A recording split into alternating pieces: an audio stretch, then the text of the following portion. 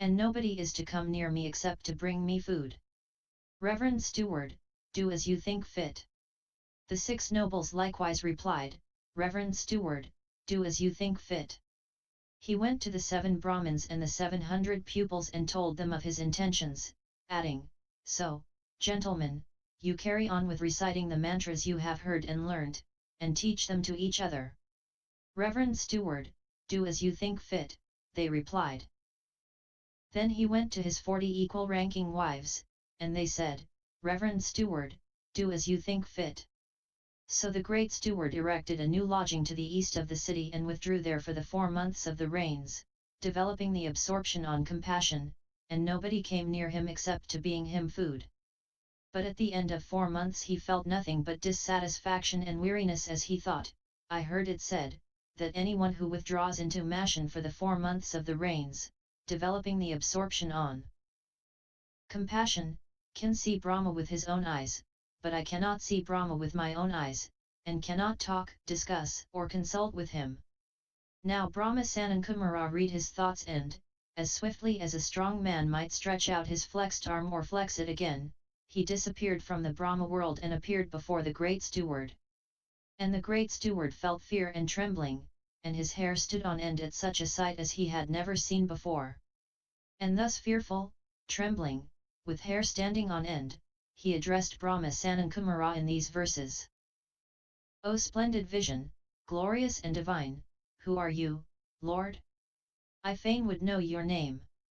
In highest heaven I am known by all, Brahma Sanankumara know me thus. A seat, and water for the feet, and cakes are fitting for a Brahma. Let the Lord decide what hospitality he would. We accept the gift that's offered, now declare what it is you wish from us, a boon of profit in this very life, or in the next. Say, Lord, Steward, what it is you'd have. Then the Great Steward thought, Brahma Sanankumara offers me a boon. What shall I choose, benefits in this life or in that to come? Then he thought, I am an expert in matters of advantages in this life, and others consult me about this. Suppose I were to ask Brahma Sanankumara for something of benefit in the life to come. And he addressed Brahma in these verses. I ask Brahma Sanankumara this, doubting, him who has no doubts I ask, for others too I ask, by doing what can mortals reach the deathless Brahma-world? That man who spurns all possessive thoughts, alone, intent, compassion-filled, aloof from stench, free from lust, established thus, and training thus, can mortals reach the deathless Brahma-world? I understand spurning possessive thoughts.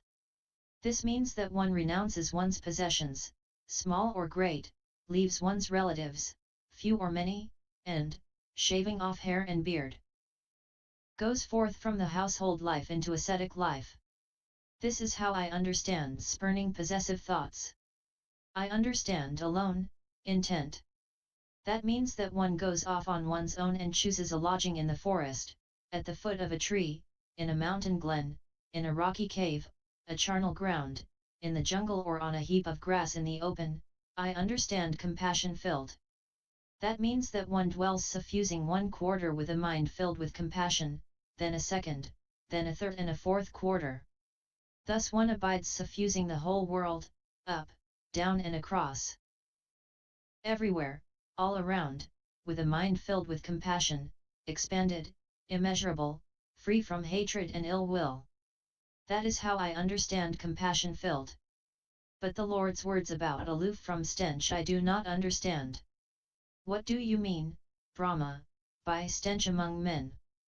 Pray lighten my ignorance, O wise one, on this.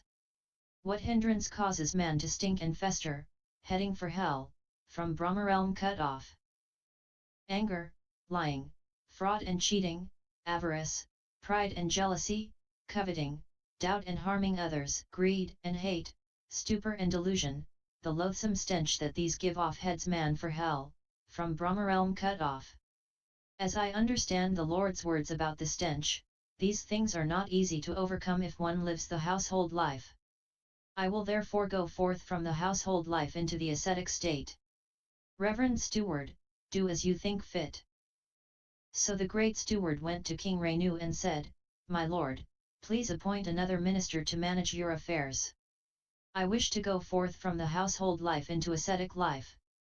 After what Brahma has told me about the stench of the world, which cannot be easily overcome by one living the household life, I am going forth into ascetic life. King Renu, lord of this realm, I declare, you yourself must rule, I'll counsel you no more. If anything you lack, I'll make it good, if any hurt you, my royal arms shall guard you. You my father, I your son, steward, stay. I lack nothing, none there is who harms me, no human voice I heard at home I cannot stay. Non-human what's he like who calls, that you at once abandon home and all of us. Before I went on this retreat I thought of sacrifice, lighting the sacred fire, strewing kusa grass. But now eternal Brahma from Brahma realms appeared. I asked, he answered, I now can stay no more. Reverend Steward, in your words I trust. Such words once heard, you had no other course. We will follow, Steward, be our master. Like a beryl gem, clear, of finest water, so purified, we'll follow in your wake. If the Reverend Steward goes forth from the household life into ascetic life, I will do the same. Wherever you go, we will follow. Then the Great Steward went to the 6 nobles and said to them, my lords, please appoint another minister to manage your affairs. I wish to go forth from the household life into ascetic life. And the 6 nobles went aside and consulted together, these Brahmins are greedy for money. Perhaps we can win the Great Steward round with money. So they came back to him and said, Sir, there is plenty of wealth in these 7 kingdoms. Take as much as you like. Enough, gentlemen, I have received plenty of wealth from my lords already. That is the very thing that I am renouncing in order to go forth from the household life into ascetic life, as I have explained. Then the 6 nobles went aside again and consulted together, these Brahmins are greedy for women. Perhaps we can win the Great Steward round with women. So they came to him and said, Sir, there are plenty of women in these 7 kingdoms. Take your pick. Enough, gentlemen, I already have 40 equal wives, and I am leaving them in order to go forth from the household life into ascetic life, as I have explained. If the Reverend Steward goes forth from the household life into ascetic life, we will do likewise. Wherever you go, we will follow. If you renounce those lusts that bind most men, exert yourself, be strong and patiently endure. This is the path that's straight, the peerless path, the path of truth, guarded by the good, to Brahma's realm. And so, Lord Steward, just wait 7 years, and then we too will go forth into ascetic life. Wherever you go, we will follow. Gentlemen, 7 years is far too long, I cannot wait for 7 years. Who can tell how long people will live? We have to go on into the next world, we must learn by means of wisdom, we must do what is right and live the holy life, for nothing that is born is immortal. Now I am going forth as I have explained. Well, Reverend Steward, just wait 6 years, 5 years, 4 years, 3 years, 2 years, 1 year, and then we too will go forth into ascetic life. Wherever you go, we will follow. Gentlemen, 1 year is far too long. Then wait 7 months. Gentlemen, 7 months is far too long. Then wait 6 months, 5 months, 4 months, 3 months, 2 months, 1 month, half a month. Gentlemen, half a month is far too long. Then, Reverend Steward, just wait 7 days while we make over our kingdoms to our sons and brothers. At the end of 7 days we will go forth into ascetic life. Wherever you go, we will follow. 7 is not long, I agree, my lords, to 7 days. Then the Great Steward went to the 7 Brahmins and their 700 advanced pupils, and said to them, Now, your reverences, you must seek another teacher to teach you the mantras. I mean to go forth from the household life into ascetic life. After what Brahma has told me about the stench of the world, which cannot be easily overcome by one living the household life. I am going forth into ascetic life. Reverend Steward, do not do so. There is little power and profit in the ascetic life, and much power and profit in the life of a Brahmin. Do not say such things, gentlemen. Besides, who has greater power and profit than I have? I have been like a king to kings, like Brahma to the Brahmins, like a deity to householders, and I am giving all this up in order to go forth from the household life into ascetic life, as I have explained. If the Reverend Steward goes forth from the household life into ascetic life, we will do likewise. Wherever you go, we will follow. Then the Great Steward went to his 40 equal wives and said, whichever of you ladies wishes to may go back to her own family and seek another husband. I mean to go forth into ascetic life. You alone are the kinsman we could wish for, the only husband we want. If the Reverend Steward goes forth into ascetic life, we will do likewise. Wherever you go, we will follow. And the Great Steward, at the end of the 7 days, shaved off his hair and beard, donned yellow robes and went forth from the household life into ascetic life.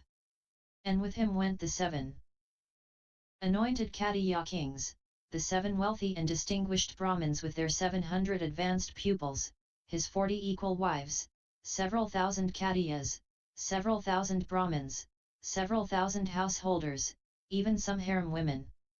And so, followed by this company, the Great Steward wandered through villages, towns, and royal cities.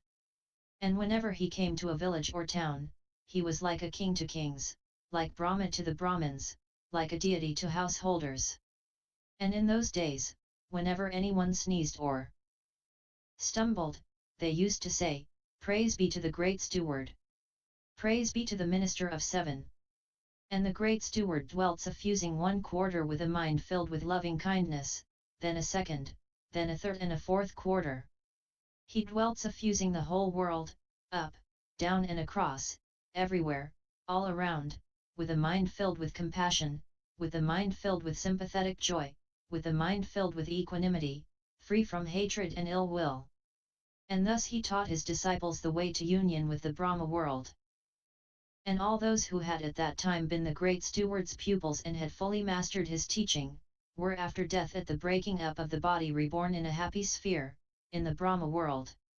And those who had not fully mastered his teaching were reborn either among the Paranimata Vasavadi Devas, among the Nimanarati Devas, among the Tasita Devas, among the Yama Devas, among the Devas of the 33 gods, or among the Devas of the 4 great kings. And the very lowest realm that any of them attained was of the Gandhabas. Thus, the going forth of all those people was not fruitless or barren, but productive of fruit and profit. Do you remember this, Lord? I do, Pankasika. At that time I was the Brahmin, the Great Steward, and I taught those disciples the path to union with the Brahma-world. However, Pankasika, that holy life does not lead to disenchantment, to dispassion, to cessation, to peace, to superknowledge, to enlightenment, to nibbana, but only to birth in the Brahma-world, whereas my holy life leads unfailingly to disenchantment, to dispassion, to cessation, to peace, to superknowledge, to enlightenment, to nibbana. That is the noble eightfold path, namely right view, right thought, right speech, right action, right livelihood, right effort, right mindfulness, right concentration. And, Pankasika, those of my disciples who have fully mastered my teaching have by their own superknowledge realized, by the destruction of the corruptions in this very life, the uncorrupted freedom of heart and mind.